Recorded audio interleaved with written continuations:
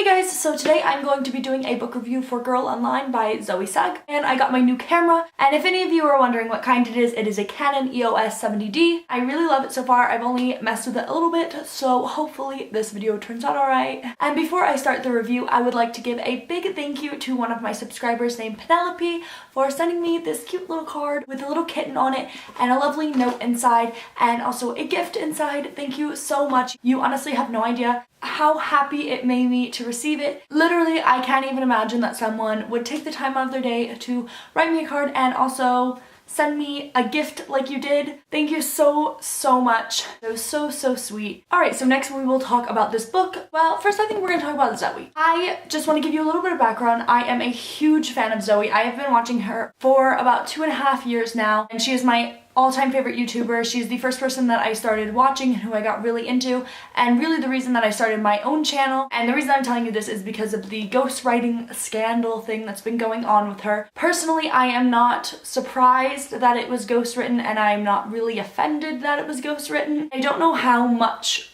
was Zoe and how much was the other person writing it, but throughout the book I really felt Zoe's personality shine through it. It really felt like Zoe to me. I do understand why people are upset about the ghostwriting thing, because there are so many really talented authors that can't get published because they don't have a name like Zoe. And I thought from day one that we knew that it was a collaboration, because if I'm not mistaken, I thought she had said that Penguin was helping her write a book, so I assumed, you know, she was gonna have someone helping her write the book. And obviously if Zoe was able to write a book by herself, then she probably would have been an author instead of a YouTube personality.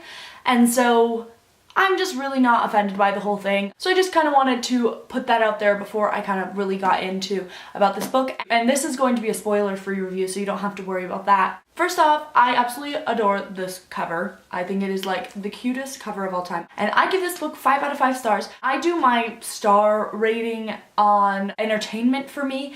Like, I know that a lot of people rate it on how good the book was and how well written it was, and if it had a big impact on them and things like that. But for me, I read to be entertained, and I mean, it's nice if a book is really well written. I really appreciate that, and if there is like a huge impact that it has on my life, obviously it makes it like one of my all-time favorite books if it has something like that for me. In general, I just read to escape and to be entertained, and this book thoroughly entertained me. I'm well aware that it is not incredibly written. It is very simply written, but I think that is because of the target audience was younger teenagers. The book has a lot of cliches, and it's not like the most original idea or anything, but it's just the type of book that I like, and I really love it. It's about a girl named Penny who is from Brighton, England, and she has an anonymous blog where she can express herself, and it's the only place that she really feels that she can be herself and like spill all of her feelings. This blog keeps getting bigger and bigger, and her mother owns like a bridal shop thing, like she's a wedding organizer. For over the Christmas holidays, they have to go to New York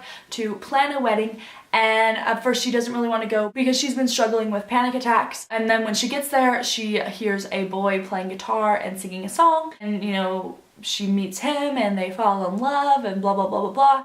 And you know, things go wrong, and you know, the typical contemporary. Some of the things that I really did like about it were the panic attacks. I liked the way that she went for it. It didn't make you feel sad when she was talking about the panic attacks. Like, you obviously felt for her, and it was written in a way where it's really easy to understand and it wasn't too heavy. Do you know what I mean? And another thing that I really liked was Penny, because she was like clumsy and just kind of awkward. I thought she was really cute, and she reminded me a lot of Zoe, obviously. And I also really liked her best friend Elliot. I liked how he was going through his family issues and everything, and you also had that. And I really loved her relationship with her parents as well. I also loved that it was set in New York at Christmas time, because New York at Christmas time is one of my favorite things ever, and it just made me feel all festive. And then the biggest thing that I really liked about this book was Noah.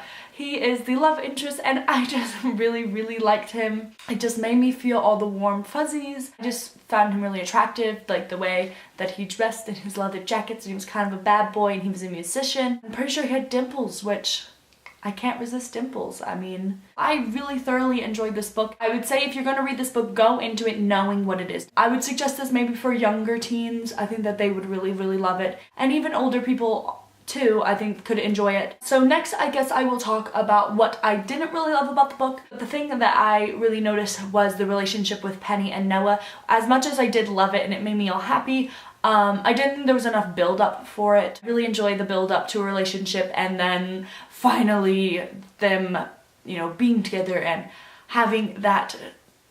I absolutely adore that in contemporaries, and this one didn't really have much of that.